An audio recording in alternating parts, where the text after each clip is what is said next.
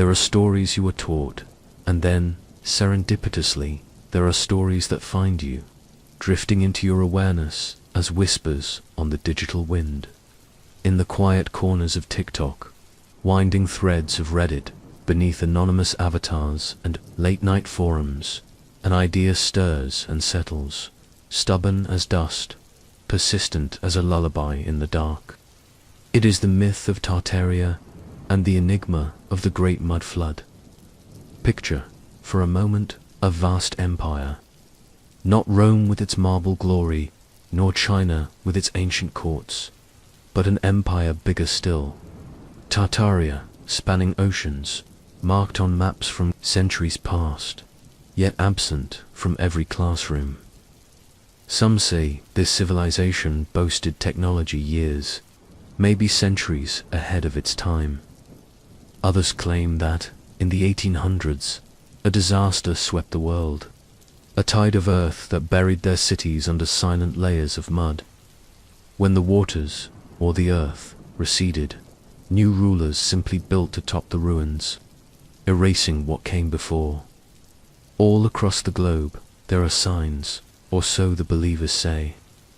Tall windows peering out beneath city streets, doors, truly grand, leading nowhere at ground level, because the real ground lies beneath our feet, out of sight and mind. In Chicago, Paris, Moscow, and San Francisco, elegant buildings, domed and arched, whose origins blur between fact and fable. They point to old photographs of orphan trains and wonder at the sweep of children left with little explanation, as if entire populations were reset. It is compelling, isn't it? The idea that in our cities' basements and cellars beneath, paved walkways and cobbled alleys, lies the proof of lost grandeur. It lingers, merging with the hunger for mystery that has always haunted humankind. Why do these ideas linger and spread? Perhaps because certainty is a quiet prison, and our restless minds crave a key, an opening. Perhaps the world feels smaller now, so people search for stories large enough to get lost in once again. The myth of Tartaria endures, half remembered, half buried, forever unproven, waiting for you to wonder if the true story is always under your feet, hidden beneath ordinary days. Tonight, we descend not into dirt, but into memory, into a history half remembered and half buried. Breathe in the soft hush of questions, and let curiosity be your lantern as we open the first door into Tartaria's labyrinth. Imagine yourself in a dim-lit room, the dust motes dancing in the late afternoon sun. Across the table, a weathered map is unfurled, edges crumbling, rivers winding, continents strangely familiar. Here, spanning the vastness from the icy edges of Siberia down towards the warmth of India, and stretching, sometimes even across the Bering Strait into North America, sits a word you won't find in your school books. Tartary, on maps from the 16th to the 19th centuries. Tartary, sometimes Grand Tartaria, other times Great Tartary, was no marginal footnote. Its letters swept boldly across the canvas, embracing steppe and forest, city and plain. Yet, peer closer, and the boundaries blur. This land, so confidently marked, was as much a product of European imagination as of geographic understanding. For explorers, it was a shorthand for the unknown, an envelope for anything east of Moscow and north of Persia, where stories ran faster than facts. In the flickering candlelight of history, Tartary was painted in broad strokes. The men and women who lived there, Tartars, Mongols, tribes with names fast disappearing, became shadows swallowed by the scale of the landscape. Even the travels of Marco Polo, whose tales taper off into the mists, leave Tartary as a kind of rumor there be monsters, or at least mysteries. But what was Tartaria? Was it merely a name, covering peoples difficult to classify, Or is it a cipher, a forgotten empire left unrecorded in the purposeful turning of history's pages? To the true believers, the persistence of Tartary on ancient maps is more than mistake or laziness.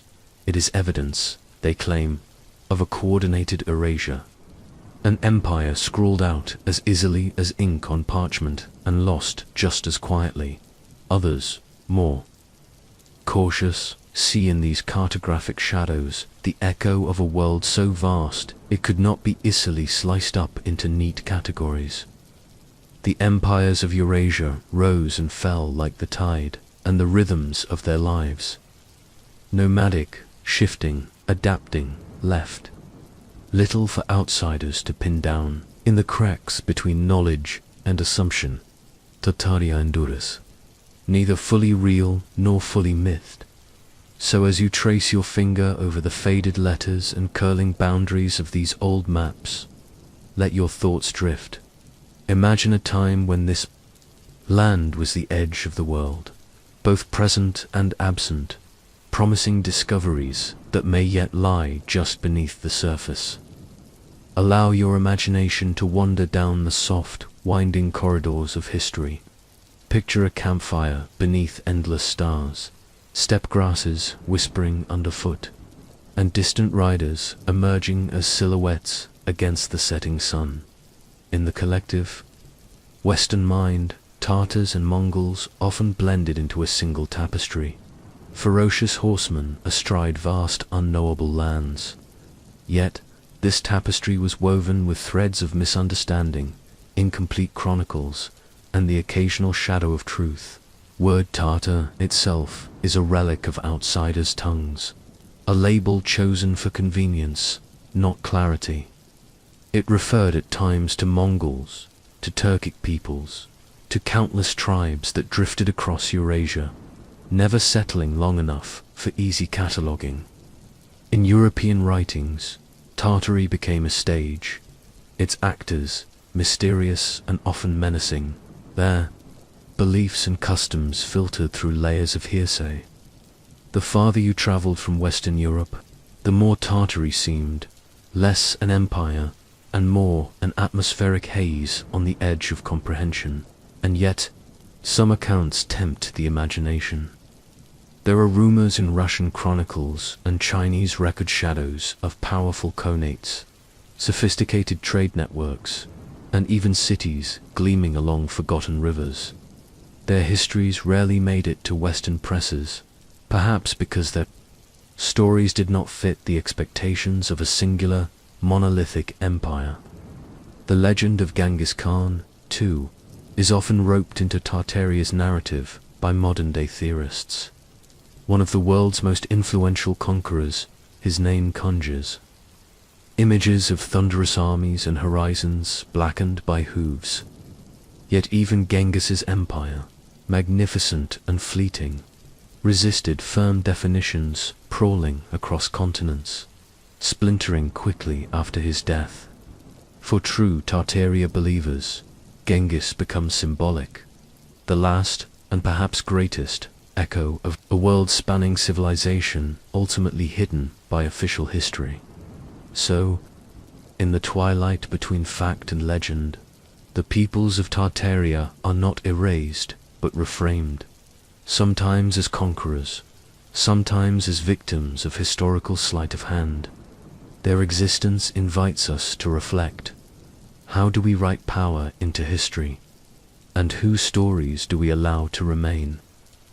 Imagine now, stepping softly backwards through these plains, the wind carrying fragments of forgotten voices, each one a clue, or maybe just another mirage, beckoning us deeper. Let your breath settle, your mind picture a world on the cusp of modernity. The year is 1893, and the city is Chicago, a city reborn after fire, transformed almost overnight into a gleaming, improbable landscape for the world's Columbian Exposition. White marble facades rise where tenements once squatted. Domes, arches, and pillars spring from the land, some say with astonishing speed.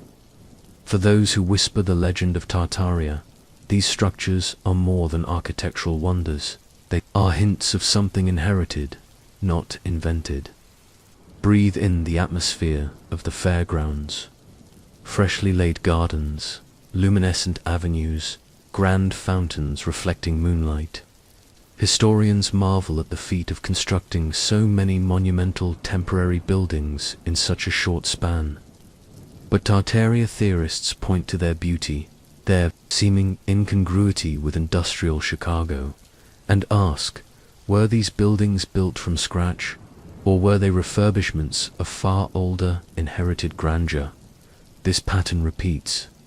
St. Louis in 1904, San Francisco in 1915, Paris, and hundreds of lesser-known expositions.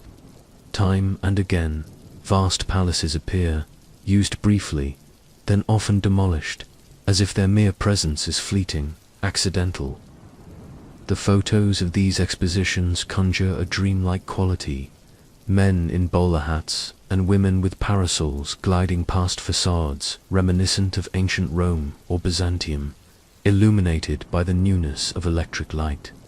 If you listen to mainstream historians, these were the marvels of Beaux-Arts architects, a golden age of ambition and temporary splendor. The materials, mostly wood and plaster, allowed for rapid construction, the eventual decay or dismantling built into the plan. But for those who see Tartaria's shadows, the explanation lacks something. Could so much have been accomplished in mere months? Do the photographs, some argue, betray the wear of age beyond their supposed lifespans? In every great exposition, there lingers a sense of cyclical discovery and loss, a fleeting perfection, almost too grand, too out of place to last. The world fairs become, in the Tartarian imagination, ceremonial unveilings of an inherited past, palaces and domes built atop the fading memory of another world. Allow yourself to stroll those midnight-lit boulevards, the distant murmur of crowds, swirling through the leaves, and ponder quietly what might lie beneath the plaster. Beyond the glow of modernity, carefully hidden just out of focus, let the world become quiet for a moment as we step onto a wooden platform, the distant whistle of a steam engine echoing across the dawn. Imagine, if you will, the scene repeated across North America beginning in the mid-19th century. Trains, filled with children, hundreds bundled together in simple clothes, gazing out windows with uncertain eyes. These were the Orphan trains, one of history's stranger phenomena, and, in the story of Tartaria, a haunting symbol of a world reset and populated again. In official records, the Orphan trains were a well-intentioned response to the swelling number of destitute children in overcrowded cities like New York, Boston, and Philadelphia. Charitable organizations gathered orphans and waifs, some left by tragedy, some abandoned by desperate parents, and sent them off to new futures in the growing farmlands of the West and Midwest. Between 1854 and 1929, it is estimated that over 200,000 children journeyed in these trains, their pasts often erased by the click of the conductor's watch and the rolling countryside. But among those who walk the shadowy corridors of Tartarian lore, the Orphan trains evoke deeper questions. Where did so many children come from, so suddenly? Why, in old photographs, do some of the cities, emptied by disaster, seem suddenly full of unfamiliar faces, disconnected, rootless, as though dropped in from another world? Could these children, some ask, be the remnants of populations erased by a catastrophe, of families caught in the cataclysmic sweep of the Mudflood, their histories quietly reset beneath a surface of benevolence? Imagine the experience of a child on such a train, the jostling, the uncertain destination, the mingling of hope and loss. These children, whether by historical accident or as alleged evidence of a deeper mystery, became part of the very foundation of modern America. Their voices, mostly lost to us now, are echoes, fragments in the story of upheaval and forgetting. The train's wheels hum a lullaby into the night. Consider the dual truths, the documented efforts to rescue lost children, and the persistent, unquiet notion that their plight is a shadow play, masking a much greater, older loss. In the rhythm of their journeys, the possibility of erasure and rebirth lingers on, softly, at the edge of sleep. Now, relax deeper into the gentle hush of old city streets at dawn, where the first rays fall across weathered stone and silent facades. Picture the heart of an old metropolis, Paris, perhaps, or Boston, or Moscow. As you walk, your gaze falls naturally along the ground, where the streets have shifted and settled over time, here and there below the surface. Half glimpsed under grates or peeking from the base of a modern building, you find something peculiar. Windows sunken well beneath the present street level, doors now serving as cellars, leading somewhere unseen. It is a quiet, everyday enigma, a detail most people walk past without a thought. For students of the Mudflood theory, however, these features are not just artifacts of urban change, but accidental survivors of a cataclysmic past. These below-ground openings, with their ornate frames and vestiges of prideful architecture, become silent witnesses. Were they once ground-floor windows, gazing onto bustling boulevards? Did they belong to homes now largely swallowed by earth, their upper floors all that remain for us to guess at what was lost below? Historians and architects have their explanations. Cities evolve, they say. Streets are raised to accommodate better drainage, to pave mud or manage the clutter of new growth. Old buildings adapt, sometimes losing their lower stories to the river of time. Yet the persistence and ubiquity of these features puzzles the curious mind. Why do we find entire neighborhoods whose oldest homes seem conspicuously buried? Why, in cities oceans apart, does the same phenomenon occur, with similar style and pattern? For the Mudflood theorist, this is not proof of gradual change, but the aftermath of sudden disaster. A universal upheaval, muddy and all-pervading, wiped towns clean and left only their rooftops as clues. Every buried window is, in this view, a fossil of forgotten catastrophe. A cryptic invitation to dig below the ordinary and rediscover the worlds that sleep beneath our streets. As footsteps echo over flagstones and the soft mist of morning curls around empty alleys, allow yourself to imagine what stories wait in those sunken rooms. How many were lost to memory, and how many simply await a lantern's light and a question brave enough to be asked. Drift now toward a different shape, emerging in the calming flow of history. A pattern repeated quietly across the world's surface, often hidden beneath city parks, overgrown earth, or the grid of modern streets. Imagine looking from above, floating in gentle silence as the outlines appear. Great geometric structures, their walls forming perfect stars or complex bastions of points and angles, a design both beautiful and purposeful. These, the star forts, are another fragment in the puzzle of Tartaria's supposed past. From the green fields of Italy's Palma Nova to the frost-tipped ramparts of Kronstadt in Russia, from the heart of India's ancient cities to the shores of North America and Brazil, the star fort reoccurs with an uncanny regularity. Each radiates symmetry, built to the strictest mathematical precision, defying simple explanation in their number and spread.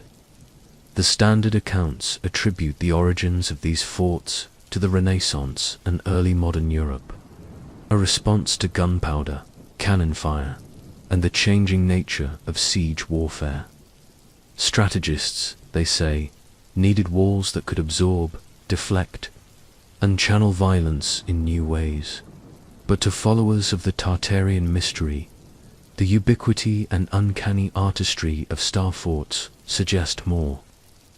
Were these really all built in the same few centuries by rival empires, as history claims? Or is their geometry a residue of older, perhaps universal knowledge? Something outlasting the rise and fall of kings and conquerors, passed along like a song across the continents. Some point to legends woven into their design, alignments with stars or ley lines, symbolism hinting at forgotten technologies, or defensive abilities misunderstood by modern minds. Others dwell simply on the mystery of their endurance, how so many different peoples, speaking different tongues, came to lay out the earth in such particular echoing shapes, whether built to withstand siege, or to honor the sky above. Star forts remain a peaceful enigma, distinct yet silent, blending utility with beauty where grasses sway through empty ramparts. As twilight descends, the cool stone seems to hum with the memories of all who have marched or meditated within those sacred geometries.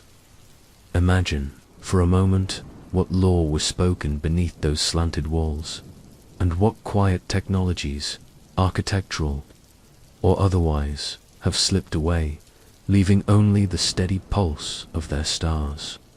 Let your mind drift deeper now, beneath the city streets and into the world of cellars, vaults and dugouts, mundane terms for a layered mystery stretching literally below our feet.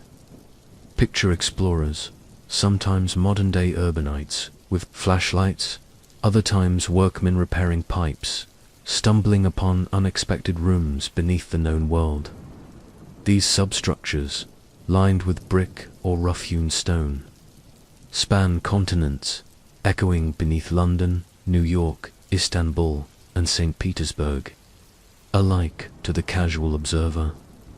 Dugouts and cellars are part of city life, places for storage, shelter, or the silent businesses of urban existence. But in the tranquil narrative spun by the Mudflood theory, these underground spaces are more than accidents of growth. They are remnants, the archaeological imprint of a world sunken in sudden disaster, floors and rooms once at ground level, now hidden and estranged. The question lingers, were these levels intentionally buried, or did something greater bury them? Historians tell us that urban centers, brimming with humanity over centuries, inevitably layered themselves. Street levels rose, literally paving over the detritus and debris of previous generations. Floods, fires, and city planning led to new foundations atop the old.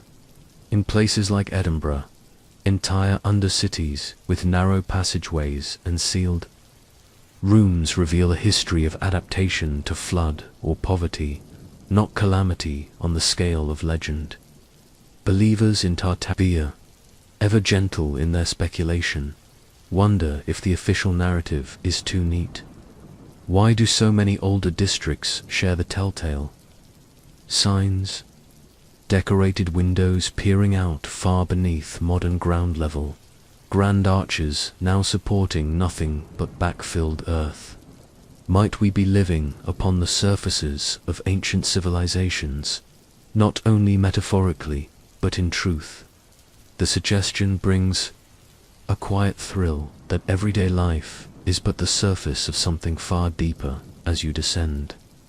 In your imagination, down a staircase cold with stone, let the hush settle. Feel the slight dampness in the air, the subtle echo of footfalls.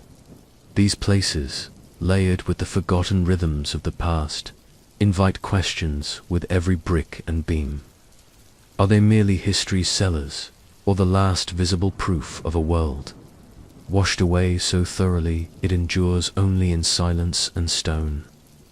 Let yourself stroll lazily through the halls of ancient innovation, where whispers of advanced knowledge mingle with the dust.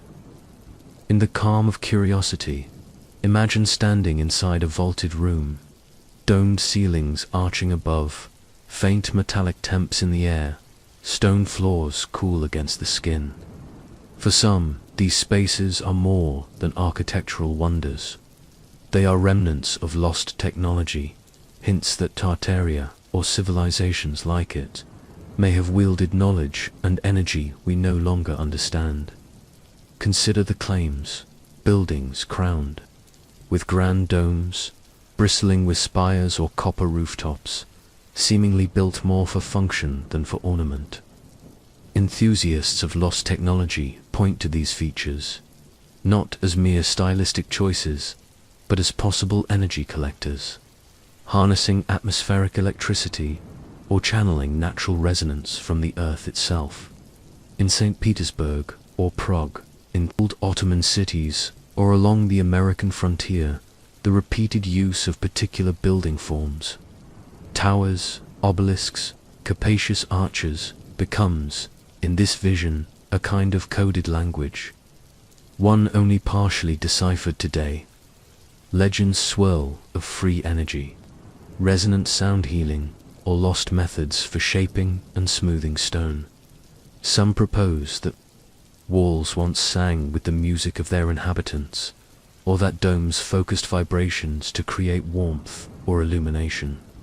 Theories abound regarding the true purpose of mysterious antiquitech artifacts, tooled metal fragments of unknown use, glass or ceramic objects with odd properties, inscriptions that defy translation. Mainstream scholars maintain that such features are merely beautiful, the result of mathematically inspired architects and builders working in harmony with the styles of their age. But the comforting mystery persists. What if some knowledge was lost in the fog of disaster or the slow attrition of time, never written down, just quietly forgotten? Could these silent stones, these once glowing spires and now silent chambers, be the faded fingerprints of a science now vanished? Allow your mind to hum along with these ideas, not clutching at certainty, but drawing comfort from possibility. In the gentle, sleepward journey of imagination, the concept of lost wisdom is soothing, a lullaby woven from both the wonder of what may have been and the peace of never knowing for sure. Let your thoughts linger now in landscapes far from the familiar, crossing continents and cultures in search of relics that stir the imagination. Nestled amid the mountains of western China, on a remote, windswept hill called Mount Baigong, an unlikely scene unfolds, protruding from a cave's mouth and the nearby salt lake. Rust-red cylinders, the infamous Baigong pipes, jut from the rock like the bones of something ancient, half remembered by the earth itself. For mainstream scientists, the Baigong pipes are mostly explained as mineral formations, the byproduct of natural weathering and the complex chemistry of iron-rich groundwater. For others, though, the pipes, some deep within solid rock, some branching in precise angles, offer another tantalizing clue. Are these the remnants of lost infrastructure, the remains of forgotten plumbing from a pre-cataclysmic world? The caves. Quiet darkness, the palpable sense of time's passage, raises unanswerable questions. If they are artificial, who made them, and for what mysterious purpose? Turn now to another hemisphere.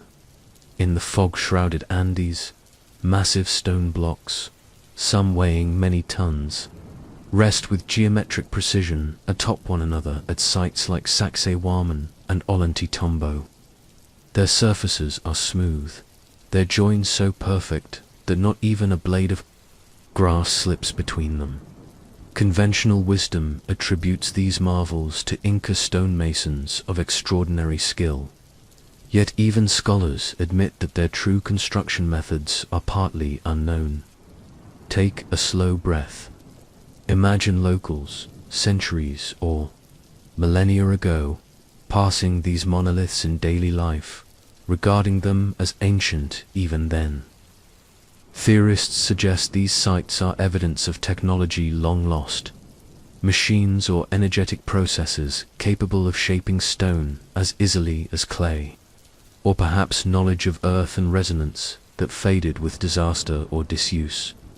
Both the Bagong pipes and the Andean megaliths serve as gentle beacons in the darkness of examination, a comfort in the idea that mysteries still lie out there, just beneath the surface, just at the edge of understanding. As you close your eyes and settle further into stillness, let these ruins, half claimed by earth and time, remind you of the enduring allure of history's unanswered questions, the soft, persistent murmur that says, "Perhaps there once was more." Imagine lying quietly in the dark, drifting towards sleep, as the world outside your window falls still. This is the hour when subtle mysteries gather, when the mind, untethered from the certainty of daylight, wonders about what came before and what was lost along the way. In the narrative of Tartaria and the Mudflood, the concept of a reset emerges like a gentle, persistent undertow. The idea that our past holds not just a single catastrophe, but a series of silent aftershocks that reordered the world, erasing entire eras. To embrace this theory is not to imagine a single night of disaster, a grand flood, a deluge swallowing cities in a single sweep, but to sense something quieter, more patient, a cycle of calamity and rebuilding, each successive wave quietly overwhelming civilizations, burying their stories beneath layers of earth, and reinvention.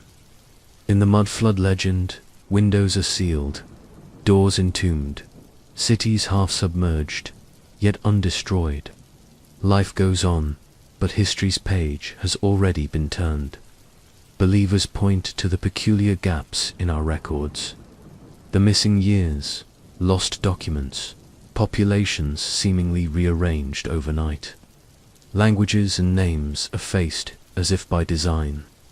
What if, they muse, society is a palimpsest, a text written and rewritten over itself so many times that only the faintest marks of the oldest stories remain? In this view, the world fares, the orphan trains, the buried architecture, and star forts are not isolated mysteries but the echoes of a single, obscured event or sequence of events that altered both the landscape and our memories. Modern cities, with their restless energy, continue to build atop invisible scars. Lives suspended in the constant, unacknowledged rhythm of loss and renewal.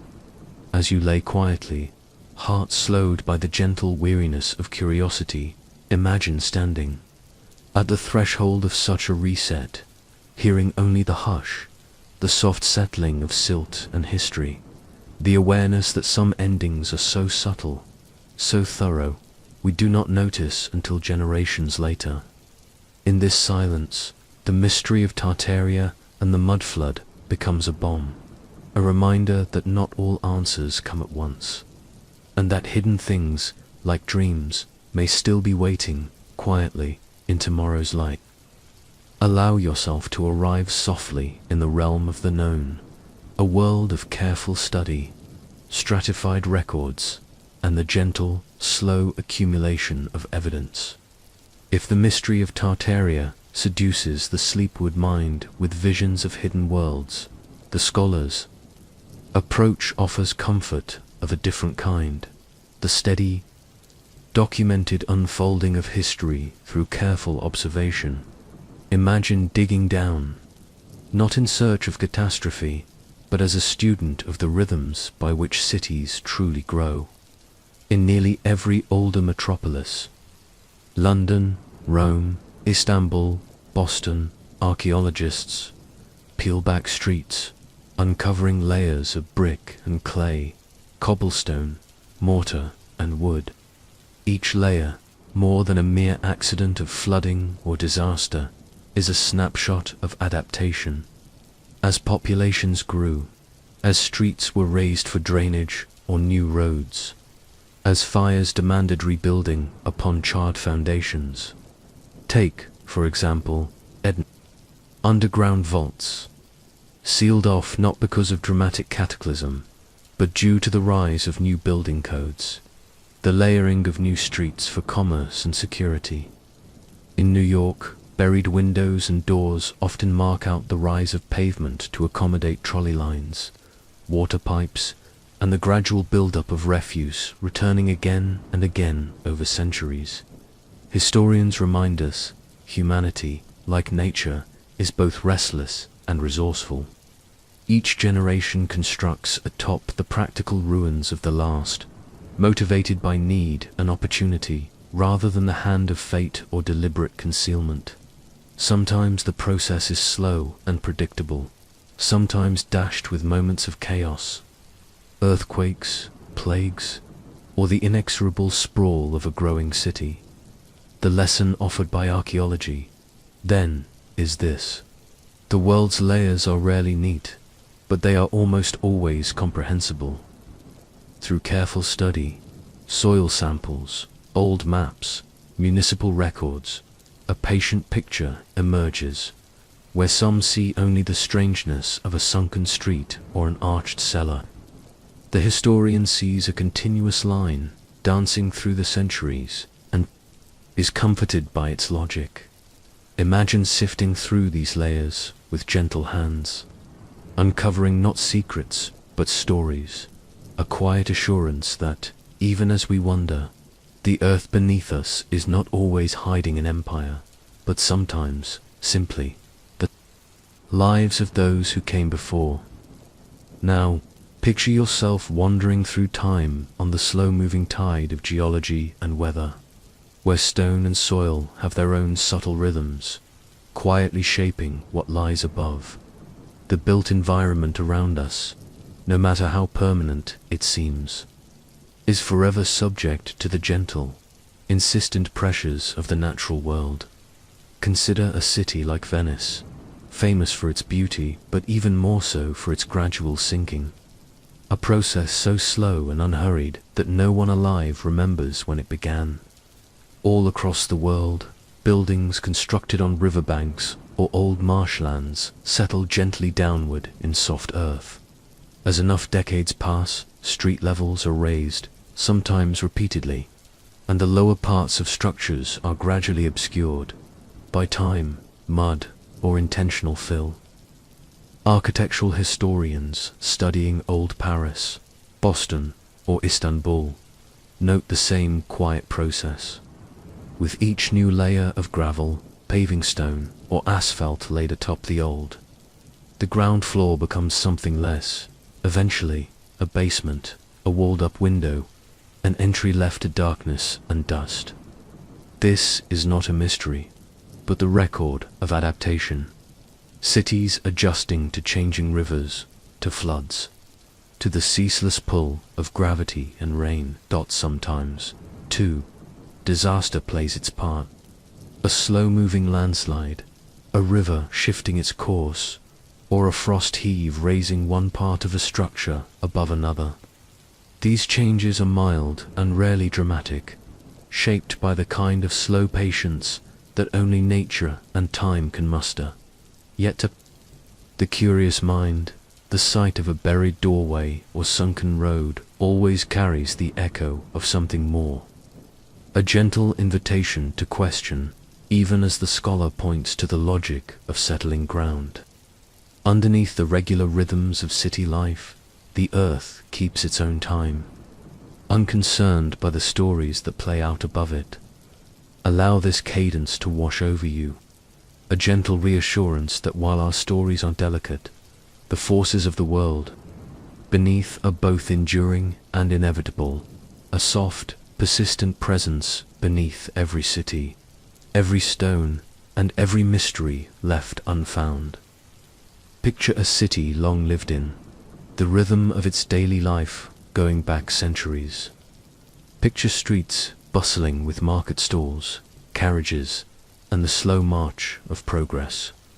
Here, time is measured not only in sunrises and sunsets, but in the layering of conscious renewal, a process as soothingly inevitable as the changing seasons. History shows us that cities rarely remain static. Fires sweep through neighborhoods, sometimes war, sometimes disaster, sometimes the simple ambition for something grander or more modern. Old structures, beloved or forgotten, are torn down or buried beneath the latest vision for progress. In cities like London after the Great Fire, or Chicago after the flames of 1871, reconstruction offered the chance to build new atop the ashes of the old, sometimes literally, as new streets were laid higher for easier drainage and flood defense. This practice of building upward, leaving ground floors and even entire first stories below the fresh pavement, created a tapestry of urban layers, each with its own stories, its own quiet ghosts. In New York, the elevation of streets to ease traffic flow and install vital infrastructure rendered many original entrances obsolete, leaving once proud facades peeking out from cellars. Historians and city planners see this as the pulse of renewal, a necessary, if sometimes disruptive, part of urban life. Every generation looks both backward and forward, preserving some fragments, sweeping others away.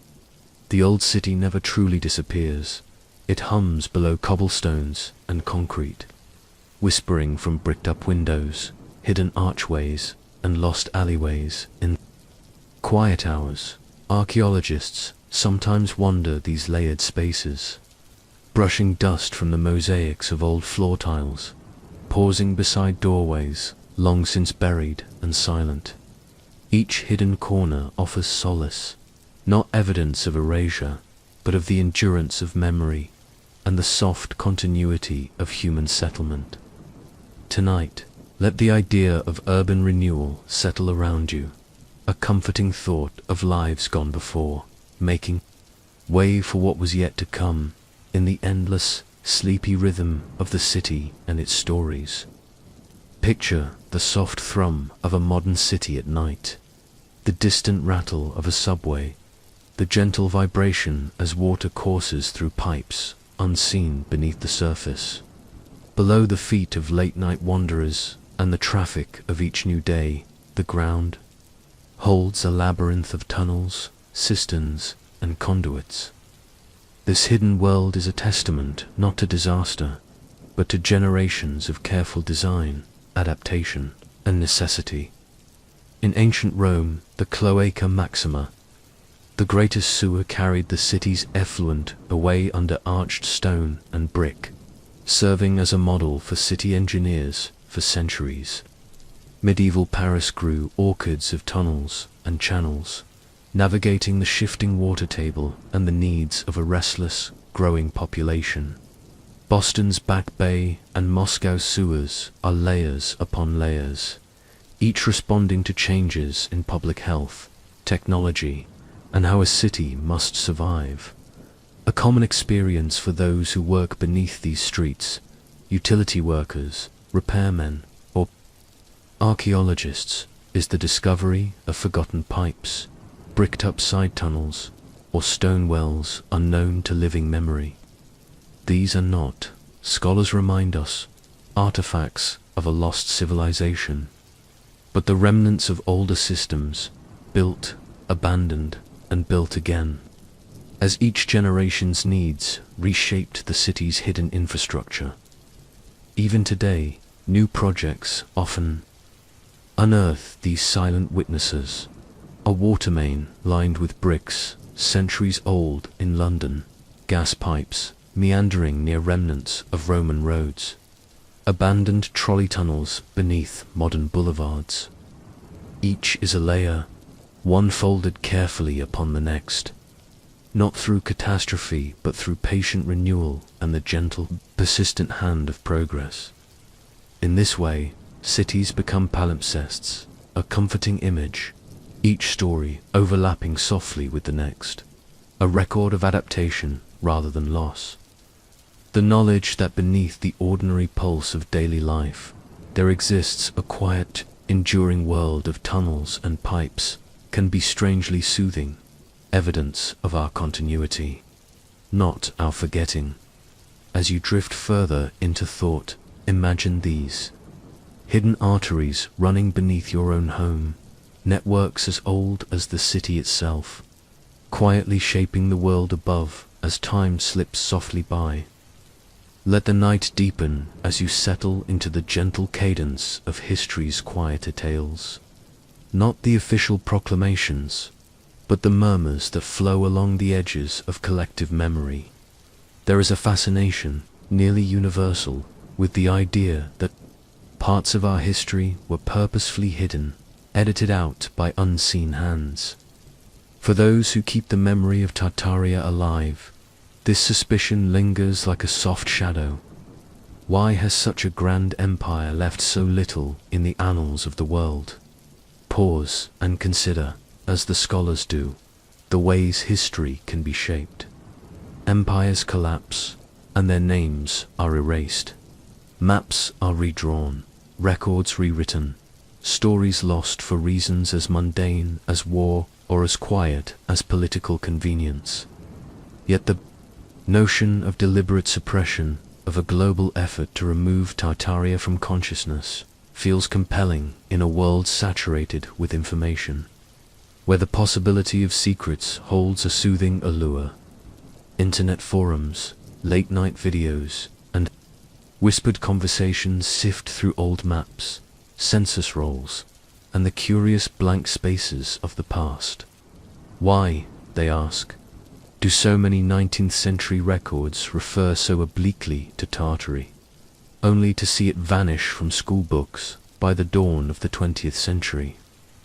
Why are fragments of architecture, seemingly too grand or sophisticated for their time, explained away so simply? Some point to the strange uniformity of this amnesia across various cultures, as though orchestrated by an invisible hand. Mainstream historians provide soft, logical voices. The name Tartary was always loose, amorphous, a European catch-all for the vastness beyond familiar borders. Not an empire erased, but a map-maker's label made obsolete by finer exploration. The revision of textbooks, they say, reflects growing accuracy rather than conspiracy, but in the comforting realm between fact and myth. The desire to believe in hidden knowledge soothes us, affirming that mysteries still exist, that the world cannot be fully explained away. As the night wraps around you and the edges of thought soften, those persistent legends offer a place for the imagination to drift, neither needing proof nor demanding belief. Let the knowledge settle gently. Some stories survive not because they are forced into silence, but because they whisper through the generations, comforting in their unresolvability, constant as a dream. Close your eyes and picture the slow, methodical work of a census taker, a pen scratching quietly on paper as names are recorded, families counted, and births and deaths summed up along the edge of the frontier. These simple records, row upon row of lives lived and lost, form the backbone of our collective memory. But within these lists, there linger questions, inexplicable shifts, missing numbers, and, most hauntingly, the story of train cars full of children. Return for a moment to the era of the orphan trains, the sound of distant railway echoes, and an endless parade of small faces peering from dusty windows. In the official stories, these children were the victims of poverty, epidemics, or urban squalor, part of a visible, if tragic, demographic tide.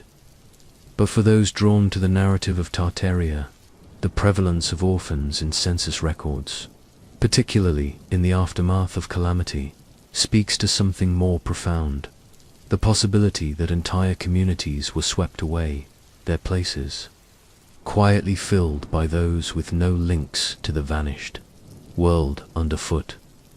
Some researchers pore over census data from the 19th century, seeking years and locations where the numbers do not align, where the young far outnumbered the old, and where names disappear en masse from ledgers and birth registers. Was this the evidence of a catastrophe erased from official histories but preserved as a quiet anomaly in the paperwork of bureaucracy? Or was it, as most scholars maintain, the natural result of restless migration, hardship, and the simple chaos of human life during a period of enormous social change? The question lingers with a gentle insistence. In the flicker of a lamp at the end of the day, anonymous children become symbols, bearers of time's missing threads, the echo of a reset whose evidence is written not in mud, but in absence. Breathe deeply now, and let the ambiguity comfort you. In the quiet spaces between explanation and mystery, the vanished populations and orphaned names are not merely statistics, but a soft, persistent cradle for the imagination. A lullaby of forgetfulness, always promising something more beyond the edge of knowing. Let the murmur of cities and trains recede and drift into the measured calm of an archaeological dig. Trowels sifting gently through soil, brushes revealing fragments of pottery or stone, the scent of earth freshly turned. Archaeology, for scholars, is the patient search for answers in layers, each shard holding a piece of a vanished world. In this quiet science, every city is a puzzle. Under the constant pace of life above, the ground yields secrets only to those with care and persistence. Foundations of older buildings, coins smoothed by time, wells that quench the thirst of long-gone families, these discoveries adhere to established timelines, helping fill the gaps in our understanding of how cities grow, suffer, and transform at times. A find may ignite fresh curiosity. An unexpected alignment of walls beneath a new subway line in Paris. Traces of a medieval lane buried deep beneath Boston.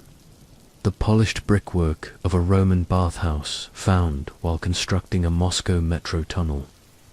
Each discovery, though exciting, fits within a larger pattern of gradual accumulation, a record of addition, adaptation, and sometimes silent abandonment. These layers speak of resilience, not erasure, of persistence, not abrupt resets. Scholars use every tool at their disposal: carbon dating, archival research, analysis of building materials and street maps, to anchor discoveries in verifiable context. The historian's narrative is reconciled with the archaeologist's stratigraphy, a gentle rhythm of loss and renewal played out not in sudden catastrophe, but in the long, contemplative passage of time. And yet, even among the certainty of strata, the allure of mystery persists. There are always gaps, rare, tantalizing anomalies that leave a little space for stories unresolved. In these places, where the evidence thins and knowledge grows soft at the edges, we find the comforting persistence of not knowing, of mystery set gently against the backdrop of scientific calm. Rest your mind on the knowledge that often the world beneath us yields more to patience than to belief. A slow exposure, a careful revelation, as delicate as a breath in the quiet night. Now, let the rhythm of facts give way to the softer, dreamlike pulse of belief. The realm not of laboratories and archives, but of imagination and intuition. Among those who find comfort and meaning in the theory of Tartaria and the Mudflood, there is a persistent sense that the official story is set like a fence post, firm in the daylight, but wavering in the twilight, inviting contemplation of what lies beyond. Here, historians are not the arbiters of truth, but gatekeepers, perhaps unwilling or unable to see the broader pattern, a global history overwritten. By design, in this narrative, the world's blank spaces, uncanny similarities, and architectural riddles are deliberate, evidence of a concerted effort to reset humanity's clock. School curricula, census records, even the worn faces of ancient statues are said to have been curated with care. The true lineage of Tartaria, hidden from public memory. Followers of this thread piece together lost timelines, analogous to the erasure of Atlantis, Lemuria, or other legendary lands. They pore over photographs of opulent buildings standing in half-built cities, of children without parents, and stonework that seems to whisper of unknown hands. Sometimes they find meaning, not in what is shown, but in what is carefully omitted. The absence of construction images for city landmarks, the near-identical shapes of star forts next to structures on distant continents. It is not always a story of conspiracy, but of yearning, the search for a symmetry in chaos, purpose in disorder, an agency in the quiet devastations that shape our world. Was our history rewritten in the aftermath of disaster? Whole generations uprooted, memories erased? Or is the desire for a hidden past itself a kind of comfort, allowing those who feel lost in the modern world to dream of a deeper belonging, a secret legacy ready to be reclaimed? As you drift between waking and sleep, let these questions come and go like soft waves. The believer's vision is not an assault on clarity, but a gentle resistance to finality, an insistence that in the shadows of certainty there may still flicker the candlelight of possibility. Drift now through a realm even further from fact and into the collective tapestry of myth, where the longing for lost civilizations has echoed through generations, softening the edges of history with the gentle haze of legend. Tartaria is but one name among many. Its mystery hums the same ancient melody as Atlantis, Lemuria, and Hyperborea, each a song of greatness grown silent, each a continent or culture faded under the tide of time. Atlantis, described by Plato in cool, measured tones, sinks in the mind as a symbol of wisdom and hubris. An island metropolis that cradled technology and knowledge, then vanished in a single cataclysm, leaving only memory in its wake. Lemuria, its sibling, in the Indian or Pacific Oceans, was once a theoretical bridge uniting distant lands. For occultists and dreamers, it became a source of spiritual heritage or lost harmony with the natural world. And then comes Hyperborea, a frozen, sunlit realm far to the north, home to gentle tribes and primordial knowledge, existing forever just beyond the horizon of the known. Within each of these stories, there is a similar pulse, the notion that greatness lies not in our future, but in some unreachable past. A golden age behind layers of mud, water, or cold, deliberate forgetting. Tartaria theorists borrow from these myths, weaving their own vision of buried cities and erased achievements, sometimes suggesting that all these lost lands are remembrances of the same primal civilization, splintered and hidden by time, disaster, or intent to the historian. These connections are the legacy of longing. Ancient people too gazed at half-buried stones and half-remembered stories, retelling them in new forms. The mysteries serve as mirrors for our own desires, the need for meaning, the comfort of continuity, the soft assurance that something more lies hidden beneath the ordinary dot as you listen. Allow these names to become almost interchangeable. Atlantean, domes reflected in Tartarian courts, Lemurian wisdom echoing in the silence beneath starforts. Let them float together in the twilight, neither true nor false, but ever present, carrying you on their current into gentler dreams. Sink gently now into the heart of the matter, the ever-present human desire for lost knowledge, secret truths, and the comforting intrigue of the unknown. This, perhaps, is the rhythm that threads through all legends of Tartaria and the Mudflood, all stories of Atlantis, Lemuria, even Hyperborea. It is the longing itself, more than the answers, that soothes the restless mind and cradles the listener toward sleep. Throughout history, in every culture and creed, men and women have looked beyond the horizon and wondered what was here before. What worlds have slipped quietly beneath the tide of time, taking their stories with them. The objects unearthed in ancient soil, half-glimpsed words on faded maps, the sunken doorways and echoing tunnels of forgotten cities, all these become symbols of mystery, as necessary as air. For some, the mystery is a call to adventure, a driving force to dig, to research, to reconstruct the past with painstaking care. For others, it is a blanket, soft, warming, an assurance that there are corners of the world and of history that remain stubbornly, soothingly unresolved. This ambiguity is not a failing, but a cherishable gift, a reminder that knowledge gained is never quite the same as mystery. Dreamed the legends of Tartaria and the Mudflood persist not because we cannot know, but because we may never want the knowing to end completely.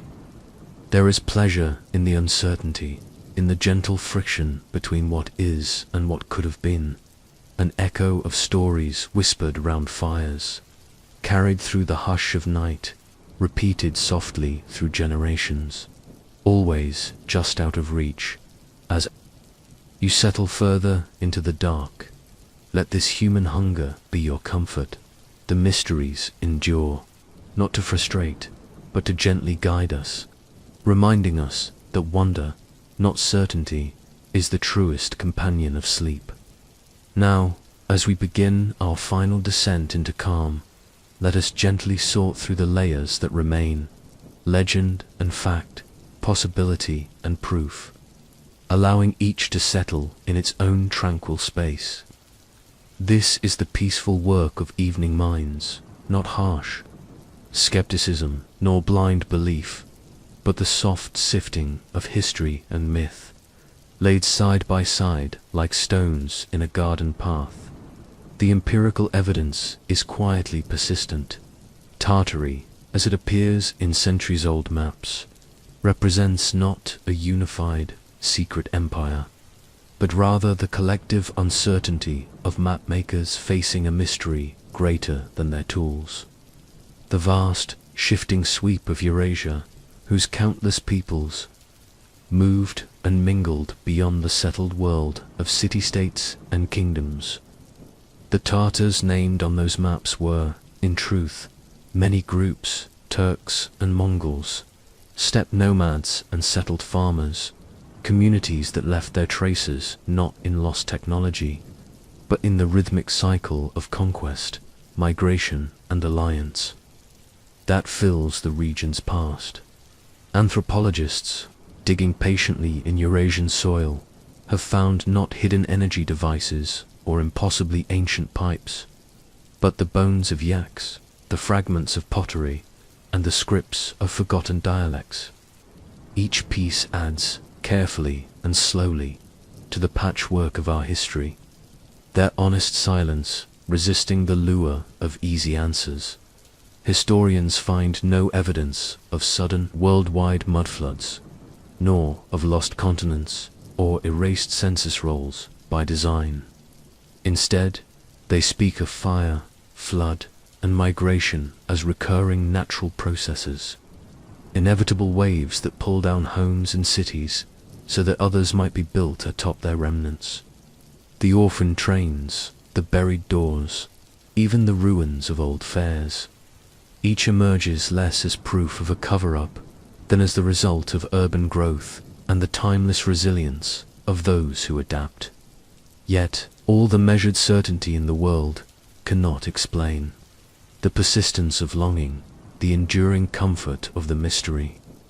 Our minds are drawn to the spaces between stones, to the gentle contradiction that we may never know everything, and that perhaps this very fact keeps the world wide, the night full of promise, and the act of listening a quiet journey all on its own.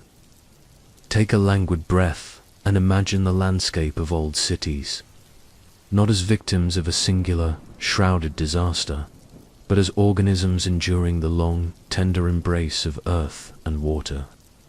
Science speaks quietly here, demystifying what might appear at first to be miraculous or malevolent. Geomorphologists, those who study the Earth's shifting skin, remind us that mud and silt are as old as rivers themselves. Cities rise where rivers meander, lakes overflow, and the ground occasionally yields to heavy rain or the gentle but steady rise of water tables. The so-called mudflood phenomena have gentle explanations: landslides triggered by deforestation, soil erosion after heavy storms, rivers swelling their banks over the years, leaving behind a fine, suffocating layer of silt and mud. In many places, this process was not a moment of biblical drama, but a recurring slow-motion ballet. In Venice, for instance, the very act of living with the tides led to both architectural creativity and the persistent sinking of ground floors. In Victorian London, sewers stuffed with waste would periodically overflow, leaving districts ankle-deep in mud, a cycle that demanded solutions, not stories of hidden empires. Geologists who examine the sediment beneath old cities find evidence of flooding and gradual accumulation, not a single layer pointing to a world-engulfing event. When building new subways in Moscow, Rome, or Istanbul, they find artifacts from many eras delicately stacked, each layer a record of rain, rebuilding, and the slow, inevitable movement of the world's crust. The comfort here lies in understanding, not the miraculous, but the mundane resilience of earthbound life. Cities, like rivers, flow at a measured pace. They suffer the muddy touch of water and time, succumb to occasional disaster, and rise again, making their own maps, their own legends. Year after year, allow this steady certainty to be a kind of lullaby. While mysteries are precious, the gentle, scientific rhythms of the earth offer a different comfort, a sense that life, with all its troubles, continues regardless of what is buried just beneath the surface. Let your mind walk slowly through grand city streets at dusk. Pillars aglow with warm lamplight, domes and arches reaching for a sky both timeless and ever-changing. The architecture we see each day is a living testament to ingenuity, survival, and the seamless blending of beauty with necessity. To those soothed by the mystery of Tartaria, familiar features, vaulted ceilings, star-fought patterns, the stately glamour of impossible expositions suggest echoes of lost worlds. Yet when seen through the calming lens of architectural history, these features reveal the resourcefulness and adaptability of ordinary people over generations.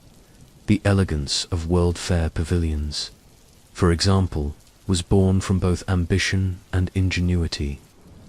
Engineers and artisans combined traditional forms with the latest technology, using temporary materials to create instant cities designed to enchant and inspire. The ornate domes and arches adorning, say, the White City of Chicago in 1893 were not fossils of an earlier age, but bold statements of a future imagined and assembled in breathtaking haste.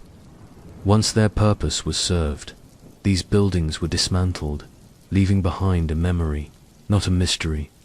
Similarly, the patterns of star, forts and intricate bastions arose not from secret knowledge, but from the public realities of conflict and invention. As weaponry evolved, so too did defensive design, bastions and walls radiating outward, shaped by practical mathematics, shared and improved upon from city to city. Their aesthetic power still enthralls, but their purpose was always practical. A record of adaptation, not secrecy. Stone by stone, era by era, cities layer form upon function, adapting to floods, fires, population booms, and changing technologies. Each generation borrows, transforms, and sometimes romanticizes the achievements of those who came before, making collective memory both a palimpsest and a promise, an ever-changing foundation beneath the sleep of a city. As you meditate on these quiet cycles of innovation, imagine that beauty and order need not hide a secret past. The true mystery is how ordinary hands, through patience and vision, build lasting comfort from the uncertain raw materials of their world. Let your thoughts wander along an ancient, meandering path, where stories drift like mist between fact and imagination. The enduring allure of Tartaria, and so many legends before it, is not simply in the facts we find or the artifacts we unearth, but in the deep, quiet urge to create meaning from the fragments left behind. To connect the dots, sometimes arbitrarily, sometimes with poetic intuition, is as old as language itself. It is soothing, in the quiet echo of night, to understand why myths persist. Memory, both personal and collective, is not a perfect record. It is shaped by longing and fear, by pride and regret. Over generations, the plain details of daily life fade, but the gaps become places where stories settle, each version filling the silence a little differently. When facts are lost, by accident or design, the mind gathers what remains and weaves the most compelling narrative it can. The legend of Tartaria, with its lost cities and erased empires, flourishes not in defiance of evidence, but because it meets a need. It offers connection, a sense that we are in conversation not just with today's world, but with every era that came before, however faint the signal. The suppressed empire, the hidden artifact, the unexplained pattern, each is a gentle bridge. Across the chasm of time, a comforting thread binding us to distant ancestors. Historians, too, are storytellers, gathering the most likely threads, building theories grounded in the evidence, but always aware of the limitations of certainty. Believers and skeptics alike share in the same gentle act, the yearning to make sense of the world's unfinished stories, to listen for echoes, however faint, in the stillness of the present as you reflect. Feel the ease in letting both scholarship and imagination rest side by side, the hum of reason and the soft bell of myth, each giving comfort, each adding color and depth to the enduring landscape of human curiosity. In the deepest part of night, the world itself can feel like it's gently sleepwalking. Cities quiet, rivers slowing, the pulse of daily life faded to a gentle undertone. This, too, mirrors the purpose of new and old myths alike. Stories like that of Tartaria, with their unanswered questions and blurry boundaries, do not always incite anxiety or restlessness. Instead, they evoke a sensation akin to wandering a familiar street in thick, cozy fog, with landmarks both present and undefined, each shape suggesting more than it reveals. Mystery, held softly, can become as reassuring as the known. It offers a space to drift, to let thoughts meander, accompanied by the sense that not every question must be settled for peace to seep in. As scholars and dreamers debate, The world outside remains unchanged by certainty. In Moscow or Paris, basements and cellars rest quietly beneath the bustle. Star forts gather moonlight atop their ancient stones, and the routes of orphan trains fade gently into history. Myths give these silent places new life, not only as puzzles to be solved, but as gentle, ambient reminders of time's passing, the constancy of forgetting, and the subtle comfort of being surrounded, always, by unresolved stories. This is the heart of sleep lore, to find tranquility exactly in what is unfinished. Just as the city never sleeps entirely, history never settles fully, and our minds, lulled by the passing hours, can make a safe home in uncertainty as you lie back. Allow the soft ambiguity of these tales to become your blanket. The lines between legend and life blur, not in sharp conflict, but in the slow, smooth rhythm of the world easing its way into another peaceful night. Imagine for a moment the hushed atmosphere of an old classroom. Wooden floors creaking, morning sunlight pooling on well-worn desks, the delicate scratch of chalk on slate. Here, the story of the world is told in smooth, measured tones. Textbooks, filled with dates and places, heroes and revolutions, each entry ordered and proper. Yet within these pages, attentive minds may sometimes sense shadows, blank spots, or questions left unraveled. The legend of Tartaria and the Mudflood thrives in these silences. Why, some wonder, are there so many names, cultures, and events that appear and disappear with so little explanation? Why do some chapters seem skipped, whole empires and cataclysms glossed over with only a sentence or two? For those who look closely, these gaps are not sources of frustration, but of beckoning comfort. The possibility that the world is broader and deeper than even the best education can contain. Educators, like historians, must make choices. What to include, what to let pass, how to offer a gentle introduction to a history that is inherently incomplete. The curriculum is shaped by limited time, by prevailing narratives, by the ever-shifting sense of what matters most. Inevitably, whole lifetimes and civilizations are distilled into brief mentions. A footnote here, a faded map there, a vanished word whose meaning slips quietly away.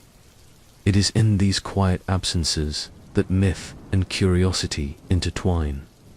What is left unsaid, what exists only as a reference on a map or a passing mention in a document, becomes fertile ground for stories to take root and grow, fed by the imagination's desire to fill the gaps.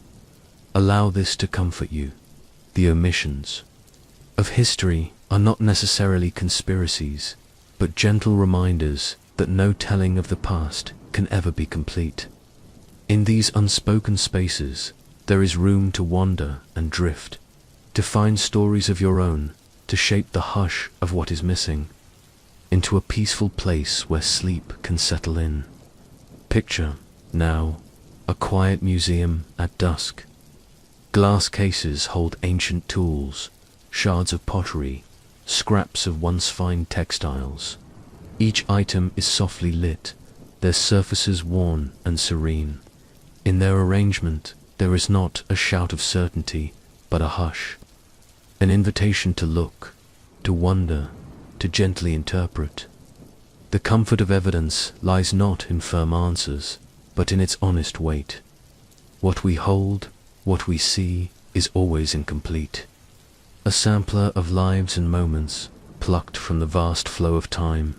Sometimes, discoveries fit beautifully into established timelines.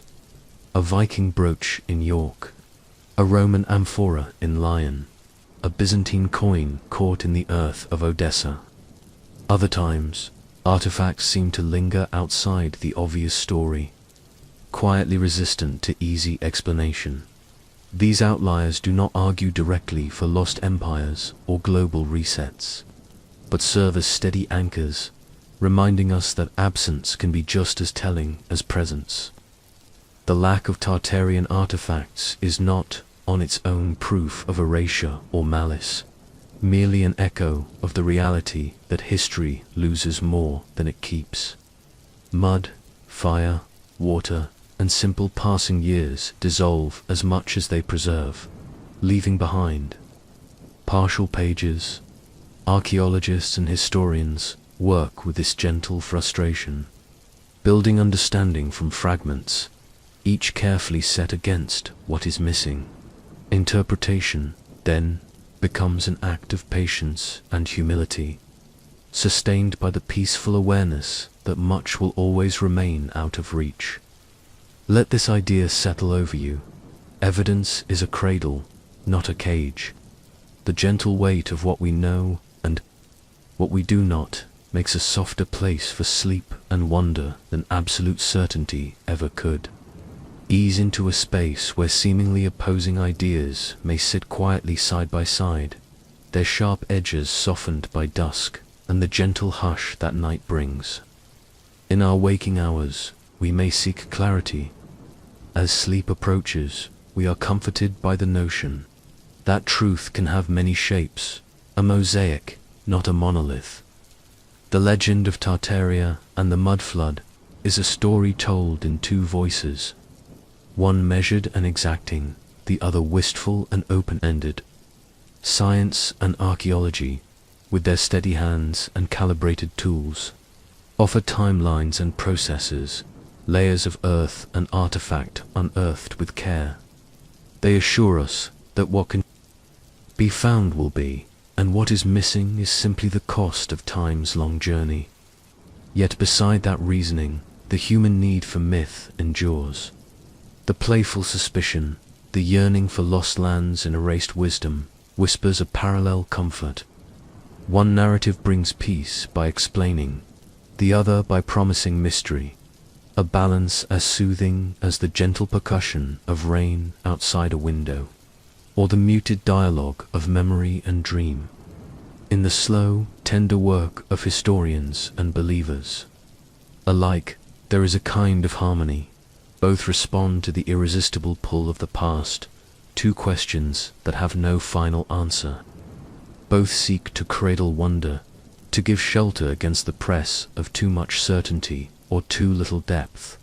Rest, now, with the understanding that science and story need not compete. They can dwell together, inviting us to drift, sometimes toward clarity, sometimes into the soft, ambiguous night. In this coexistence, every listener can find their own place, secure in the knowledge that the unknown is a gentler companion than it is often believed to be. Let this segment arrive as softly as a feather, an exploration of why tales like Tartaria, Atlantis, and the Mudflood never quite fade, even as science and reason do their gentle work. Underneath the tranquil surface of our daily lives, there springs a quiet spring of curiosity, a hope that somewhere, somehow, what remains unexplained might still hold transformative promise. From childhood, you are told stories, fairy tales by lamplight, ancient legends folded into family mythologies, whispered secrets about what lies beyond the familiar woods. These stories soothe because they remind you that the world is larger than tomorrow's schedule, more mysterious than the path you walk each day. As you grow, science replaces some of that extravagant wonder with the careful beauty of knowledge. Yet, for many, the embers of fascination never entirely go cold. The persistence of alternative truths, of fringe histories and stories dismissed by academia is not a failure of education or reason, it's something more gentle, more enduring. It springs from the profound desire for novelty and significance, the sense that your place in the vast sweep of time is connected by secret roots to something lost and noble. Myths of lost civilizations are comforting precisely because they resist finality. They give you permission to ask questions, to imagine other possibilities, to feel in harmony with both the past and the present. Modern technology, forums, social media, and documentaries keeps these tales alive, weaving new connections across the world. Each new interpretation, each fresh theory or photograph of a sunken window or overlooked ruin renews the promise that discovery is still possible. That certainty need not be your only companion. So, as you let your thoughts drift, remember, the unexplained is not a threat to comfort, but a gentle invitation to remain in wonder. The mystery, softly cherished and eternally unresolved, becomes an ally to sleep, a space in which the heart can rest, and the mind may dream of worlds waiting just below the surface. Now, as the journey draws near its end, picture yourself gliding gently closer to sleep on the quiet current of wonder. The world is dark outside, the hum of the day finally eased, and what remains are soft, enduring questions, not sharp puzzles to be solved, but warm blankets to draw closer around the edges of your consciousness. We have walked together through maps and legends, through the ruins and rhythms of cities, mapped and unmapped, through competing explanations and wistful doubts. And if the mystery of Tartaria and the rumored Mudflood has taught us anything, it is that not all stories are meant for resolution.